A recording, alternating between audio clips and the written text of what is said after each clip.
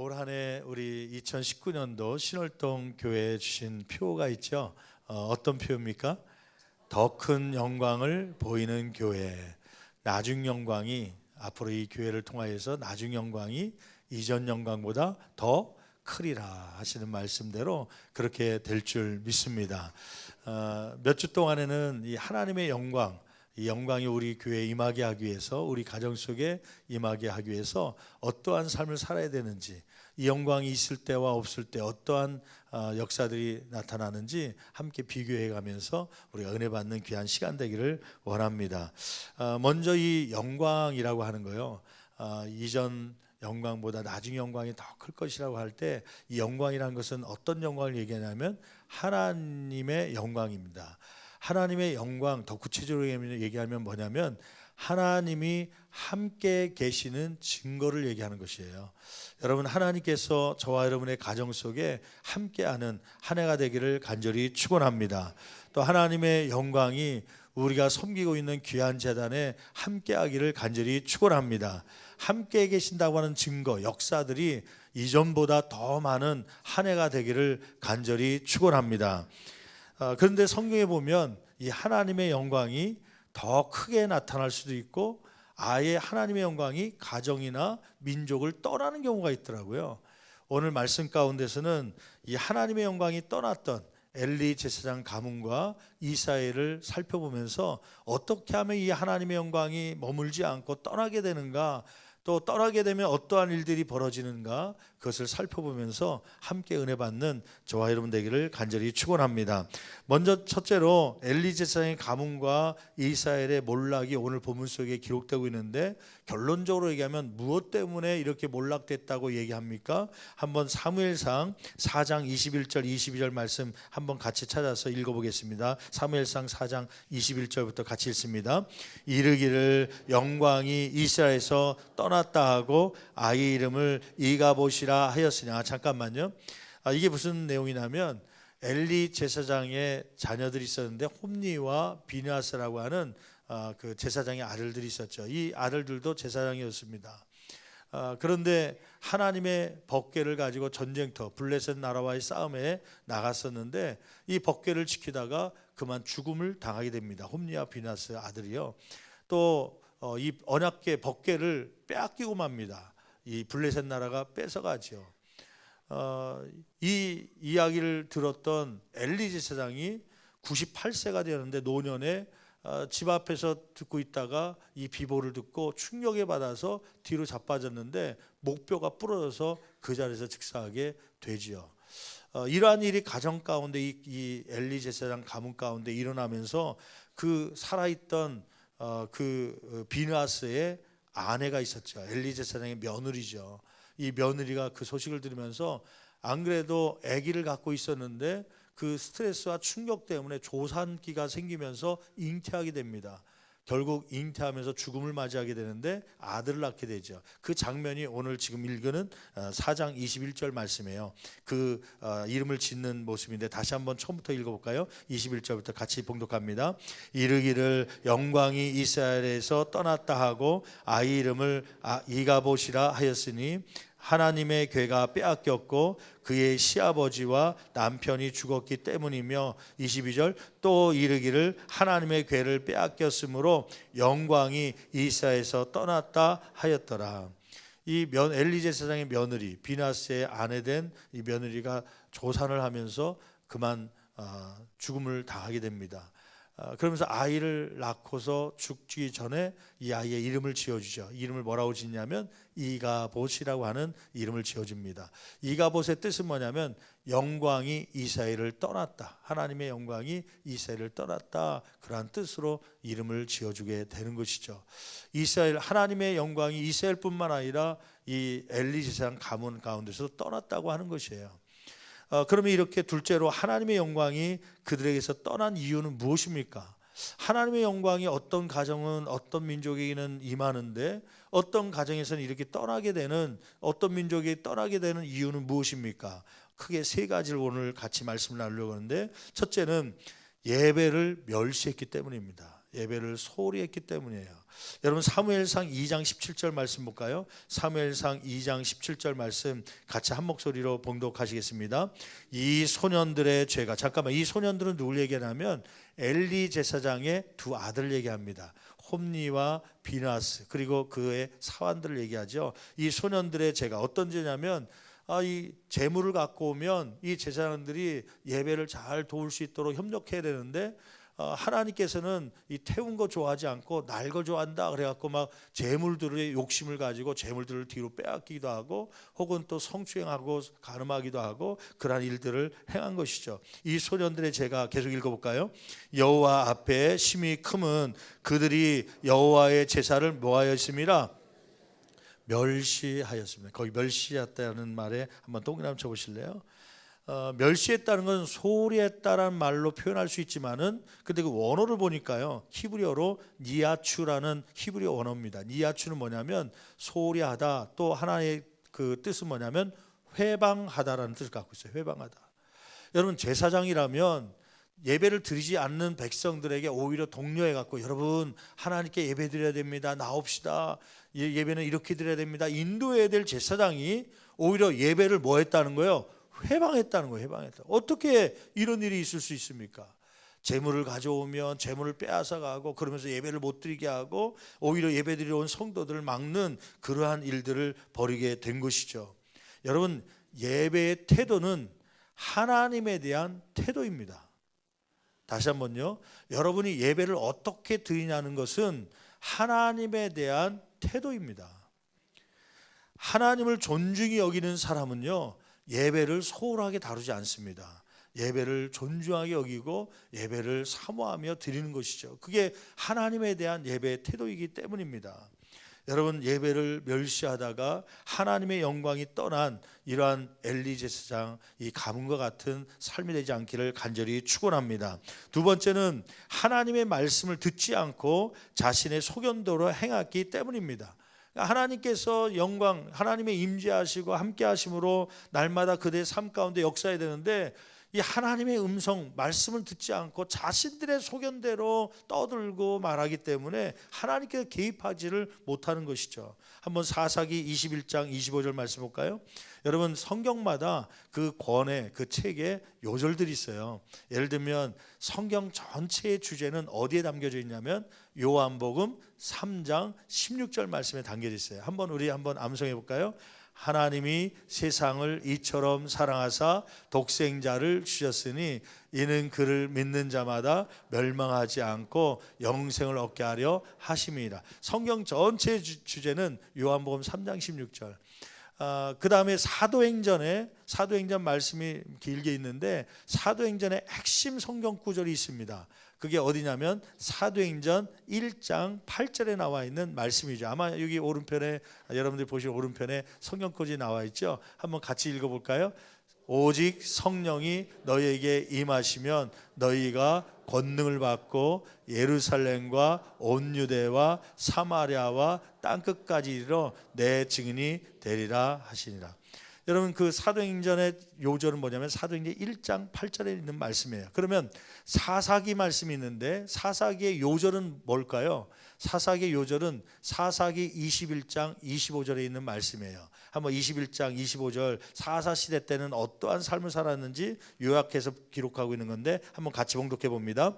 그때에 이스라엘에 왕이 없으므로 사람이 각기 자기의 소견에 옳은 대로 행하였더라.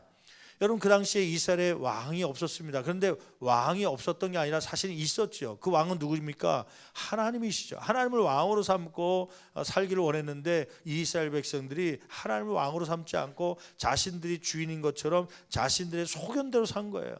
그러니까 하나님께서 개입하지 못하지요.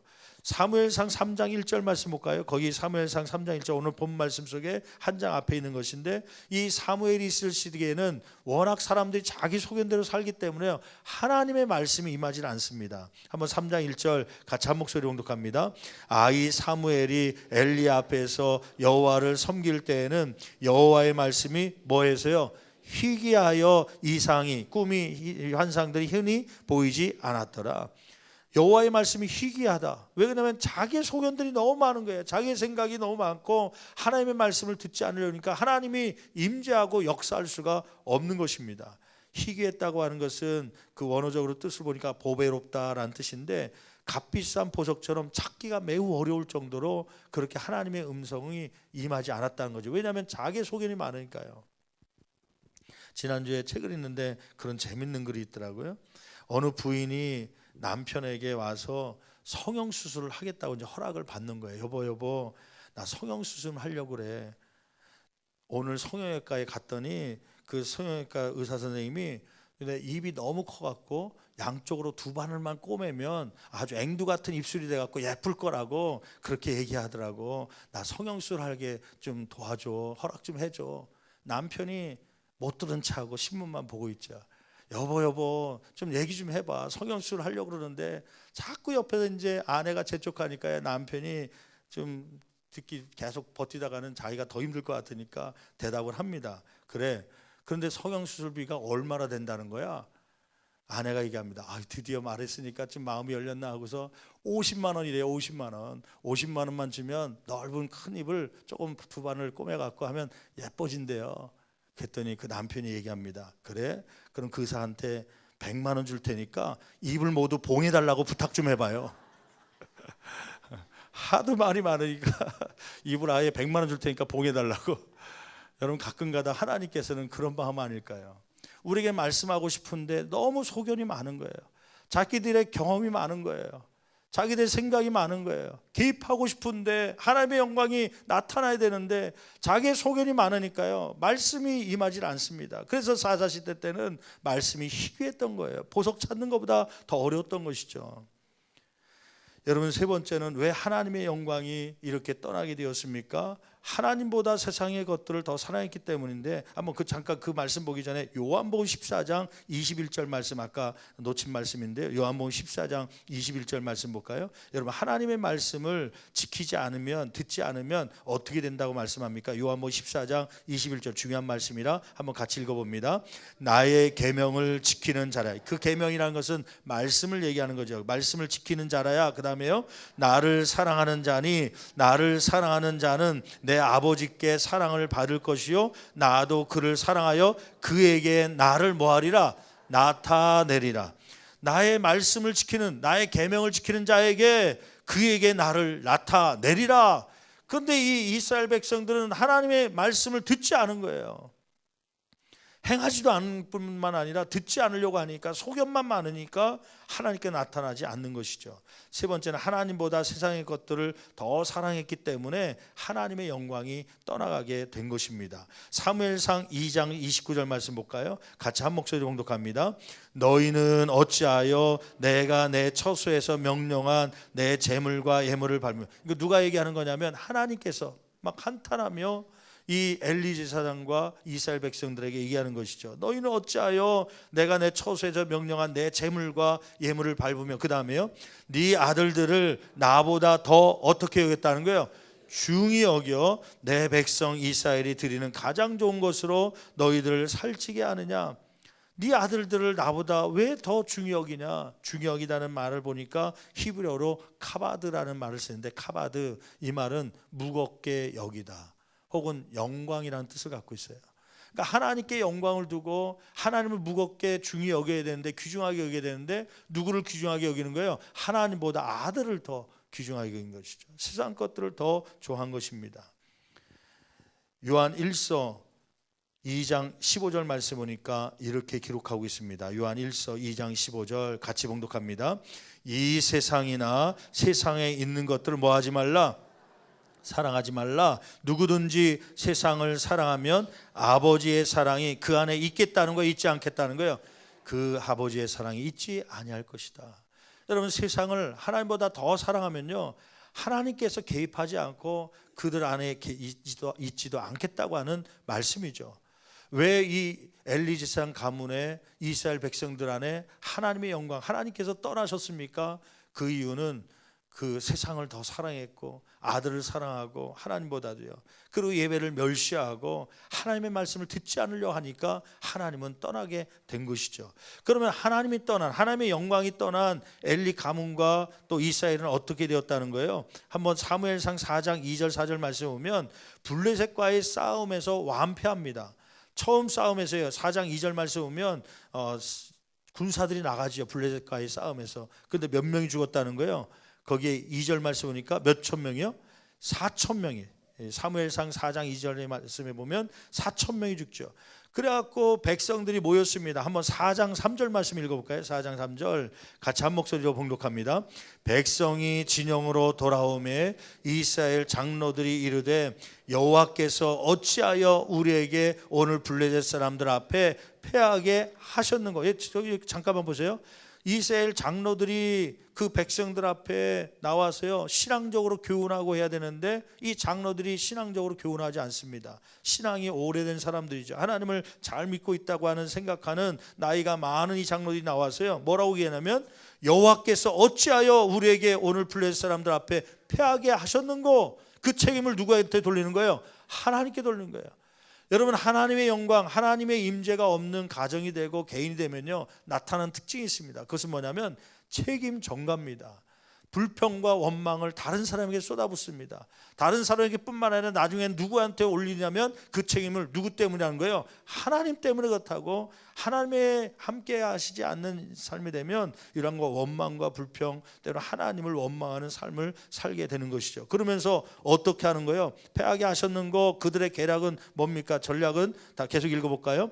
여호와의 언약궤를 실로에서 우리에게로 가져다가 우리 중에 있게 하여 그것으로 우리를 우리 원수들의 손에서 구원하게 하자 하니, 예전에 여리고성 싸움에서도 보니까 그 언약궤가 앞장서서 돌았을 때 7바퀴 돌고 마지막 날 또 7바퀴 돌았을 때 그 언약궤 때문에 여리고성이 무너졌다고 생각했던 그러한 이 장로들이 야, 이게 이번 블레셋과의 다음 싸움에서는 언약궤를 있어야 우리가 이길 수 있을 것 같다. 실로라는 거 어디냐면 성막이 있었던, 언약궤가 있었던 장소거든요. 실로에서 성막에 있는 언약궤를 끄집어 와라. 사실은 이 언약궤는 성막이 있어야 되는 거거든요. 성막을 벗어나면 안 되는 것입니다. 그런데 이 자기들 생각으로요 그 언약궤를 끄집어 와서 전쟁에 쓰려고 하는 것이죠. 여러분, 언약궤가 중요합니까? 아니면 하나님이 중요합니까? 하나님이 함께 하심이 더 중요한데 그것을 구하지 않고 그들은 언약궤만 있으면 우리가 승리할 줄 알고요 우상이 돼버린 거예요. 근데 여기서 재밌는 사실은 이 신앙이 좋다는 장로들도요 전쟁에 패하고 문제가 생겼으면 뭐 하는 게 정상입니까? 기도하고 하나님의 음성을 찾아야 되죠. 하나님, 왜 우리가 패한 것입니까? 하나님, 우리의 잘못은 무엇입니까? 하나님의 전략은 무엇입니까? 하나님께 물어야 되는데 한 번도 하나님께 묻는 장면이 나오지 않습니다. 하나님의 음성을 구하지 않으니까 하나님이 떠나는 것이죠. 나중에는 어떻게 됩니까? 10절 말씀 볼까요? 4장 10절, 사무엘상 4장 10절 같이 한 목소리 봉독합니다. 블레셋 사람들이 쳤더니 두 번째 이제 싸움이 시작된 거예요. 그 다음에요 이스라엘이 패하여 각기 장막으로 도망하였고 살육이 심히 커서 이스라엘 보병에 엎드린 자가 몇만 명이요? 3만 명이었으며. 그러니까 2차 싸움에서는, 전쟁에서는 언약궤를 갖고 하면 이길 것이라 생각했는데 더 완전히 패해버린 거예요. 1차 전쟁에서는 4천 명이 죽었는데 지금은 3만 명이 죽은 거예요. 큰 죽음을 당하게 된 것이죠. 뿐만 아니라 11절 말씀 보면 하나님의 언약궤를 빼앗깁니다. 그럼 그를 지키고 있었던 홈리와 비나스까지도 죽임을 당하게 되는 것이죠. 이 소식을 들은 엘리가 어떻게 됩니까? 엘리도, 그 아버지 엘리도 제사장인데 그 자리에서 뒤로 넘어져 목이 부러져 죽게 되지요. 한번 17절 말씀 볼까요? 17절 말씀 4장 17절 같이 봉독합니다. 소식을 전하는 자가 대답하여 이르되 이스라엘이 블레셋 사람들 앞에서 도망하였고 백성 중에는 큰 살육이 있었고 당신의 두 아들 홈리와 비나스도 죽임을 당하였고 하나님의 궤는 빼앗겼나이다. 18절 하나님의 궤를 말할 때에 엘리가 자기 의자에서 뒤로 넘어져 문 곁에서 목이 부러져 죽었으니 나이가 많고 뭐한 까닭이라. 그 비대한에 한번 동그라미 쳐보실래요? 그 비대한이란 말이 뭐 좀 살이 찌고 비만 뭐 이런 생각을 하는데 그 원어의 뜻을 보니까요, 이 원어가 카바드입니다. 카바드. 아까 중하게 여겼다, 자기 아들을 중하게 여겼다 할 때도 카바드인데 그 똑같은 단어를 쓰고 있어요. 그러니까 자기 몸도 중하게 여기고 자기 아들들뿐만 아니라 자기 몸을 중하게 여겼던, 하나님을 중하게 여겨야 될, 하나님의 영광을 올려야 될 삶이 오히려 자기 몸과 자기 아들을 중하게 여겼던 이 엘리 제사장은 그 자리에서 넘어져서 목이 부러져 죽게 된 것이죠. 그뿐만이 아니었습니다. 그 가문이 몰락하게 되는데 그 엘리의 며느리가 출산하다가 죽게 되지, 아까 살펴본 것처럼 출산을 하면서 그 아들을 낳으면서 죽게 되는데 죽기 전에 이름을 붙이죠. 뭐라고 붙였다고요? 이가봇이라고요. 이가봇의 뜻은 뭐예요? 이가봇은 하나님의 영광이 이스라엘을 떠났다. 하나님의 영광이 가정에서 떠나고 이사에서 떠나니까요, 싸움에서 완패하죠. 또 두 자녀가 죽임을 당하죠. 또 아버지 엘리 제사장이 사고로 넘어져서 목뼈가 부러져 죽지요. 출산하다가 이 며느리가 죽죠. 완전히 가문이 몰락하게 되는 그러한 일이 벌어지게 되고, 하나님은 이스라엘이 이제 멸망의 길로 가게 만드는 것이죠. 여러분, 여기서 중요한 것은 무엇입니까? 왜 이렇게 하나님의 영광이 떠나죠? 이 떠나게 되면 이러한 어려운 재앙들이 임하게 되는데 왜 이 영광이 떠나게 된 것입니까?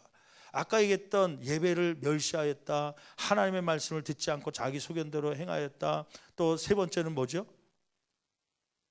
하나님의 영광이 떠나게 된 이유. 그 주보 한번 보시면서 한번 대답해 보죠. 떠나게 됐던 이유는 뭐죠? 하나님보다 무엇을 더 사랑한 거예요? 세상을 더 사랑하는. 그러니까 한마디로 얘기하면 이 세 가지를 딱 요약하면 뭐냐면 예배입니다. 예배를 통하여서 하나님의 음성을 듣는 것이고요, 예배를 통하여서 하나님을 사랑한다는 고백을 하는 것이고요, 이 예배가 소홀하게 되면 하나님의 영광이 그 가정에서 떠나는 것입니다. 그의 삶에서 떠나는 것입니다. 여러분, 이 안에 우리가 중요시 여겨야 될 것이 있습니다. 작정하고 결단해야 될 것이 있습니다. 그것은 바로 예배의 삶을 살겠다고 하는 그러한 결단하십시오. 왜냐하면 예배는 복의 통로가 되기 때문입니다. 성경은 예배를 통해서 하나님의 사람들에게 복을 주셨기 때문이에요.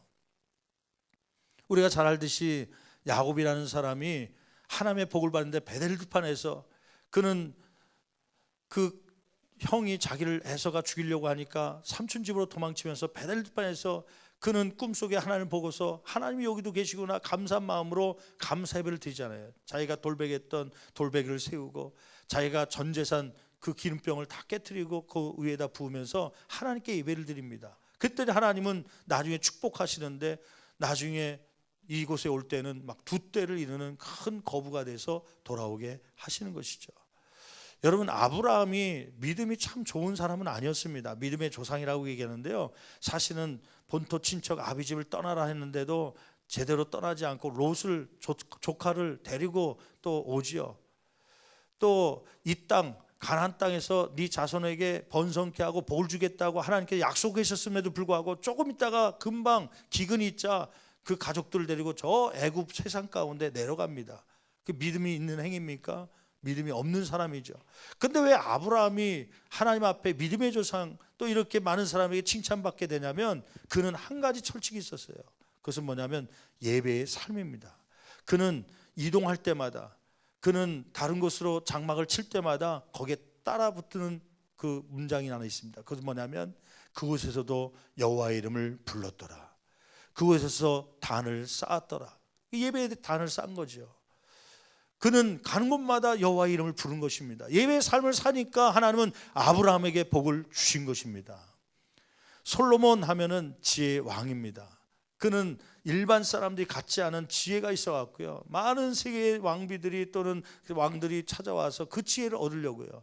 그 지혜를 얻게 된 이유는 무엇입니까? 그는 무엇을 드렸기 때문에 그래요? 하나님께 1000번째를 드렸기 때문에요. 1000번의 예배를 드렸기 때문에 하나님이 내가 너에게 무엇을 줄고, 그때 하나님께 지혜를 구하죠. 그랬더니 참 좋은 거 구했다 그러면서 부귀와 영화뿐만 아니라 그에게 지혜를 부어 주시는 것이죠. 여러분, 이러한 예배를 통하여서 성경의 인물들은 복을 받는 것입니다. 이게 영적 순리라고 하는 것이에요. 여러분, 사자성어 가운데 그 어떤 말이냐면요, 우생마사라는 말이 있습니다. 우생마사. 우자는 한자로 뭐라냐면 소우자, 생자는 날생, 살생을 얘기하고요. 마자는 말마자, 사자는 죽을 사자입니다. 그러니까 직역하면 어떤 뜻이냐면 소는 살고 말은 죽는다라는 뜻이에요. 우생마사. 이 사자성어가 나온 배경이 있어요. 비가 많이 와서 홍수가 생겼는데 막 강물이 막 불어나갖고 급류가 된 거죠. 근데 거기에 두 마리의 가축이 떨어진 거예요. 하나는 소고 하나는 말입니다. 근데 결과론적으로는 소는 살고 말은 죽었다는 거예요.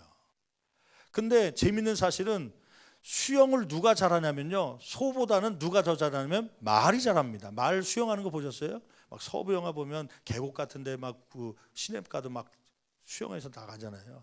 말이 수영을 잘하거든요. 소는 잘 못해요. 근데 소는 살고 계곡물 앞, 또 말은 오히려 죽었다는 거예요. 그래서 왜 그런가 봤더니 말은 수영을 잘해갖고요, 급류가 막 물결이 치고 막 내려오는데 나는 수영을 잘한다고 해서 거슬러서 막 올라가려고 힘쓰다가 힘 빠지면 다시 쭈르륵 내려오고, 다시 또 올라가려고 막 애쓰다가 힘 빠지면 쭈르륵 내려오고, 그걸 몇 번 하다 보니까요 힘 빠져서 죽은 거예요. 근데 소는 물결이 막 내려오는데 자기는 수영을 못하니까 그 물결을 타고 쭉 내려갑니다. 그러다가 소는, 여러분은 홍순할 때, 제가 일산에 한번 홍순할 때 예전에 보니까 그 텔레비전 나오는데 소가 그냥 쭉 둥둥 떠내려가더라고요. 소는 이 물살에 따라 쭉 내려가다가 얕은 그 육지가 나오면요, 그때 기회를 봐갖고 벌쩍 뛰어갖고 살아남는 거예요. 그래서 소는 살고 말은 죽는다. 우생마사. 이 말의 궁극적인 뜻은 뭐냐면 인생의 순리대로 살아야 살지 역행하면 죽는다는 뜻이에요. 여러분, 그러면 영적인 순리는 무엇입니까?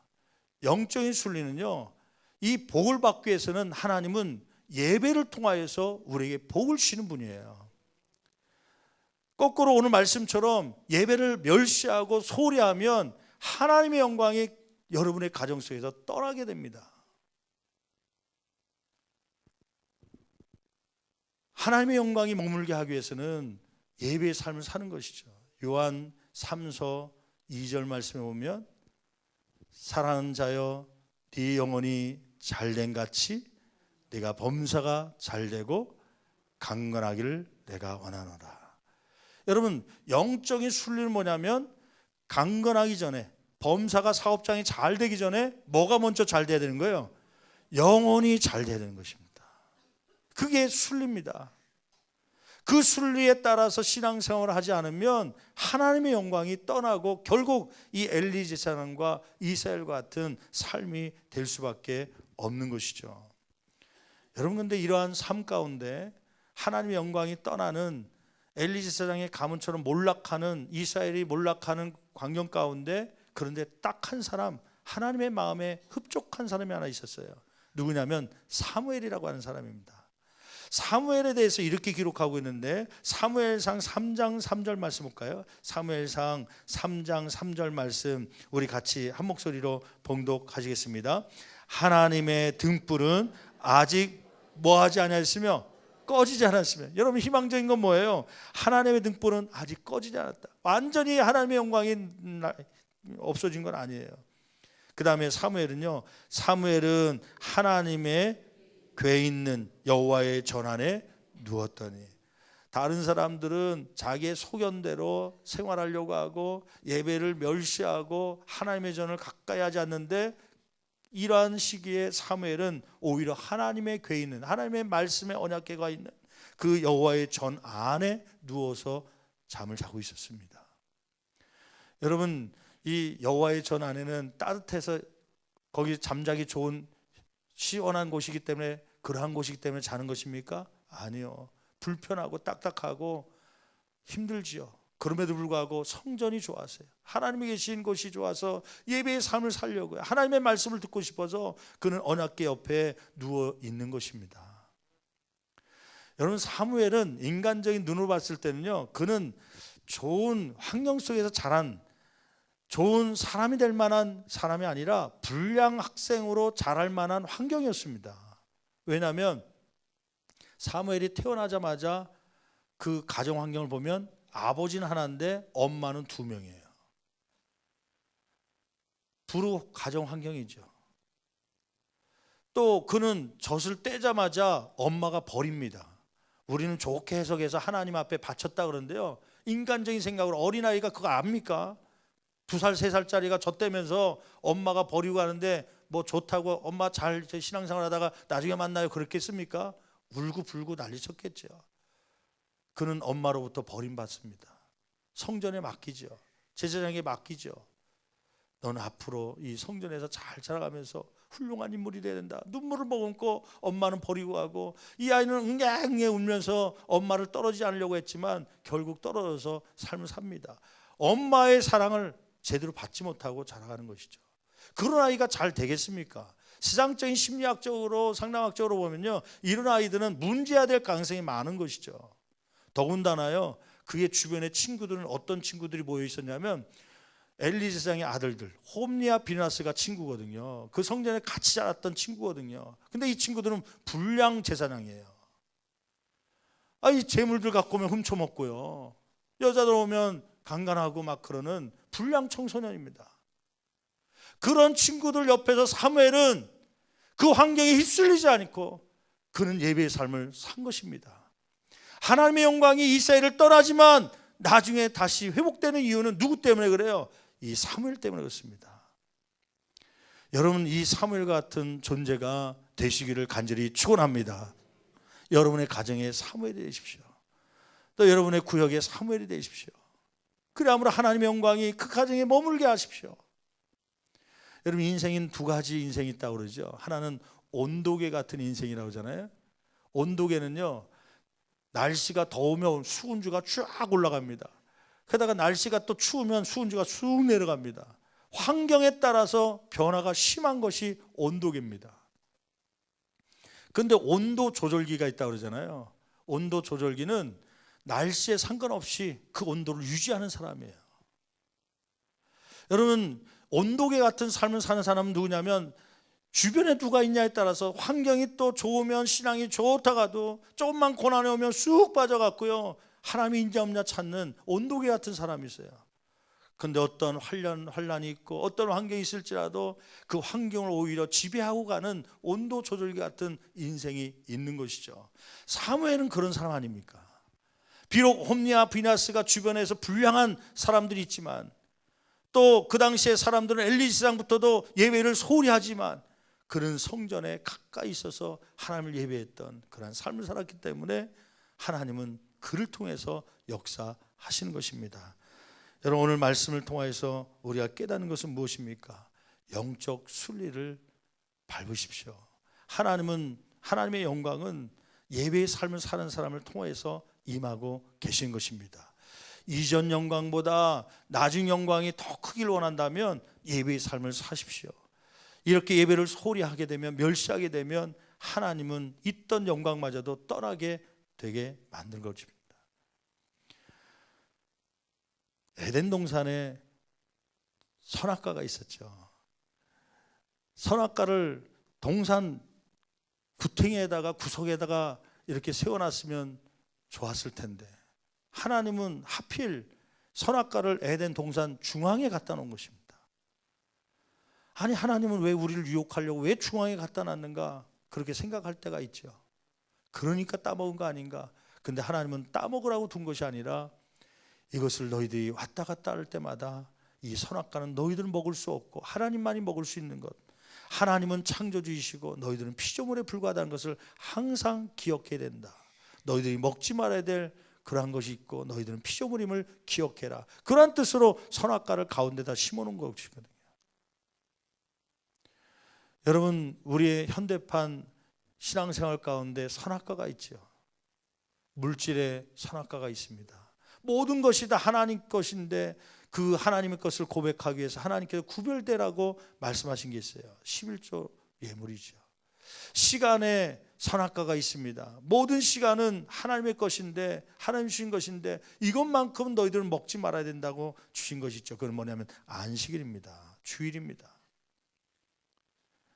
안식일을 한번 범하고 나면, 오늘날 주일인데 주일을 범하고 나면 금방 벌을 내리면 좋겠는데 벌이 안 오니까요, 우리는 마음 놓고 주일을 범합니다.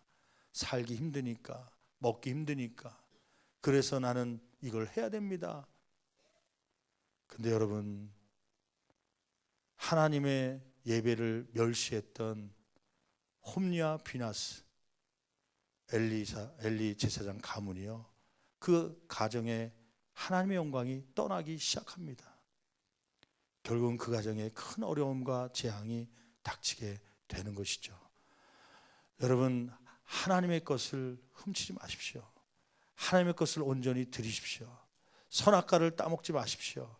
하나님의 영적 순리를 따르십시오. 여러분, 출애굽기 말씀 한번 마지막 찾고 같이 기도하려고 하는데, 출애굽기 20장 11절 말씀 찾아보실래요? 한번 여러분 자막이 아마 준비되지 않을 수 있는데 출애굽기 말씀 20장 11절 말씀 볼까요? 출애굽기 20장 11절에 있는 말씀. 거기에 보면 십계명이 기록되고 있습니다. 십계명이 기록되어 있는데 11절 말씀 보면 안식일을 기억하여 거룩하게 지키라 그러면서 이 엿새 동안은 힘써 네 모든 일을 행할 것이나, 10절 말씀 보면 일곱째 날은 네 하나님 여호와의 안식일인즉 너나 내 아들이나 내 딸이나 내 남종이나 내 여종이나 내 가축이나 내 문 안에 머무는 객이라도 아무 일도 하지 말라. 여러분, 주시가 아니라 주일이죠. 하루를 아무 일도 하지 말라. 그 다음에 11절 말씀 같이 읽어볼까요? 왜 그렇게 명령하시는지 11절 말씀 같이 봉독합니다. 이는 엿새 동안에 나 여호와가 하늘과 땅과 바다와 그 가운데 모든 것을 만들고 일곱째 날에 쉬었습니다. 그러므로 나 여호와가 안식일을 뭐 되게요? 거기 중요한 말씀입니다. 안식일을 복되게 하여 그날을 거룩하게 하였느니라. 여러분, 6일보다도 안식일을 하나님께서 뭐하게 하셨다는 거예요? 복되게 하신 것이에요. 그렇기 때문에 주님의 날에 이렇게 나와서 예배하는 것, 그 예배의 삶을 살아야 복 받는 것입니다. 하나님이 함께 계시는 증거가 나타나는 삶을 살게 되는 것이에요. 이것을 잊어버리고 이것이 무너지기 시작하면 하나님의 영광이 그 가정에서 떠납니다. 여러분의 삶 가운데 떠납니다. 목회자로서 가끔은 그래요, 힘들죠, 어렵죠. 그래요, 힘들면 주일날에도 벌어야죠. 주일날에도 나가야죠. 목회자는 그러고 싶은데요, 성경은 수천 년 동안 변하지 않는 것은 이 부분이에요. 안식일을 복되게 하셨기 때문에 그 예배를 통하여서 주일날 나와서 예배하는 삶을 통하여 하나님 복 주시겠다는 말씀입니다. 여러분, 이전 영광보다 나중 영광이 더 크기를 간절히 축원합니다. 그래서 첫 번째 1월 둘째 주를 맞이해서 우리가 결단해야 될 거, 하나님 나중 영광이 더 크기 위해서 이 주일 예배를 소홀히 다루지 않겠습니다. 주님 앞에 소중하게 중하게 여기겠습니다. 카바드 중하게 여기다, 무겁게 여기다. 이러한 삶이 저와 여러분의 삶이 되기를 간절히 축원합니다.